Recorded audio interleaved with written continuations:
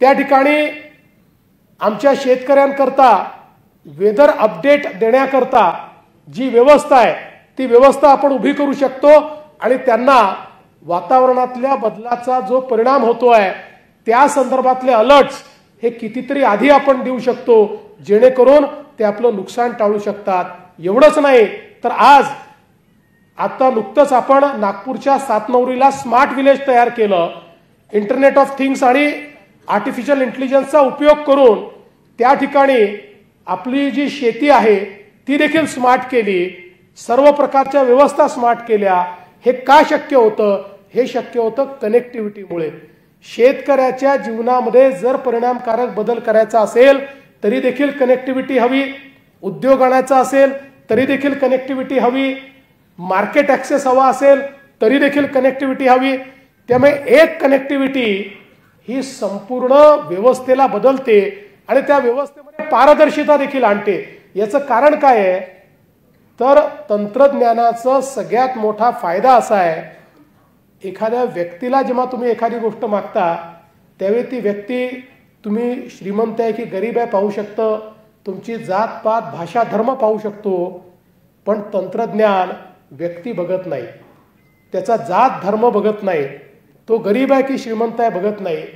तंत्रज्ञान जो पहिले येईल त्याला पहिली सर्व्हिस देतं। त्यामुळे तंत्रज्ञानामध्ये कुठलंही VIP कल्चर नाही, तंत्रज्ञानामध्ये कुठेही वरचा आणि खालचा असा भेद नाही, भेदरहित व्यवस्था म्हणजे तंत्रज्ञान आहे। आणि ती भेदरहित व्यवस्था आणि पारदर्शी व्यवस्था ही जर आपल्याला गावापर्यंत पोहोचवायची असेल तर त्याचं एकमेव साधन ही कनेक्टिव्हिटी आहे आणि ती कनेक्टिव्हिटी आज या 4Gच्या माध्यमातून पोहोचते। आणि सगळ्यात महत्त्वाचं काय आहे तर हे जे टावर्स तयार झालेले आहेत हे 4Gचे टावर्स असले तरी 5Gची स्केलेबिलिटी याच्यामध्ये आहे। कारण मोदीजींनी पहिल्यांदाच सांगितलं 5G असेल किंवा त्याच्यानंतरचा 6G असेल याच्यामध्ये भारत जगाच्या मागे राहणार नाही। 4G पर्यंत जगाने तंत्रज्ञान आणलं आणि आम्ही मग त्या तंत्रज्ञानासोबत गेलो।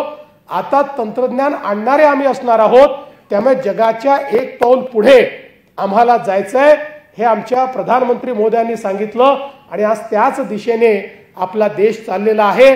आणि म्हणून आज हे जी वेगवेगळी क्षेत्र आहेत या क्षेत्रांमध्ये एक मोठा परिणाम होताना आपल्याला पाहायला मिळतोय।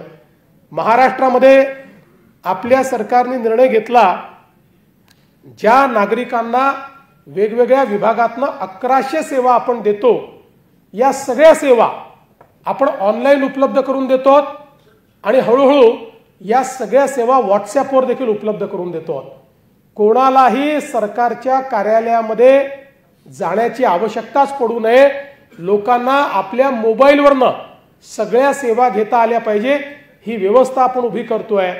पण ही व्यवस्था यशस्वी कधी होईल ज्यावेळी चांगली कनेक्टिव्हिटी 4Gची कनेक्टिव्हिटी ही गावोगावी पोहोचेल, त्यावेळी मग गावातल्या व्यक्तीलाही काही अडचण येणार नाही।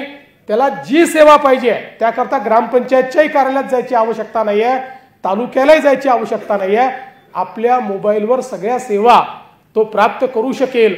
आणि यातल्या तर 90% लोकांना ज्या सेवा लागतात त्या सेवा पुढच्या 2च महिन्यामध्ये आम्ही एंड टू एंड या डिजिटाइज करतो आहोत।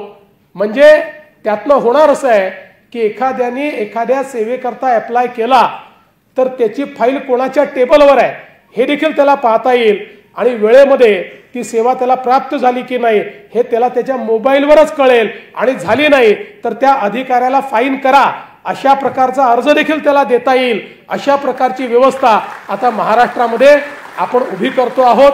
आपला जो कायदा आहे त्या कायद्याची खऱ्या अर्थानं अंमलबजावणी आपण करतो आहोत। पण या सगळ्या गोष्टीचा बॅकबोन काय आहे? त्याचा बॅकबोन आहे कनेक्टिव्हिटी, त्याचा बॅकबोन आहे या ठिकाणी ही जी काही इंटरनेटची सिस्टीम आहे ही सिस्टीम। आणि म्हणूनच आज आपल्याला माहिती आहे की मोदीजींनी भारत नेटच्या माध्यमातून गावोगावी फायबर नेण्याचा प्रयत्न सुरू केला। आपल्या महाराष्ट्रातही आपण मोठ्या प्रमाणात फायबर घेऊन गेलो आहोत। आता आपल्याला त्याचा सेकंड जो एक विषय तो आपले मोदीजी या ठिकाणी पोहोचलेले आहेत त्यामुळे आजच्या कार्यक्रमाच्या निमित्ताने मी BSNLचं आणि सगळ्या लोकांचं मनापासून अभिनंदन करतो आणि महाराष्ट्राच्या वतीनं मोदीजींचे आभार मानून मी माझे 2 शब्द संपवतो. धन्यवाद. जय हिंद, जय महाराष्ट्र.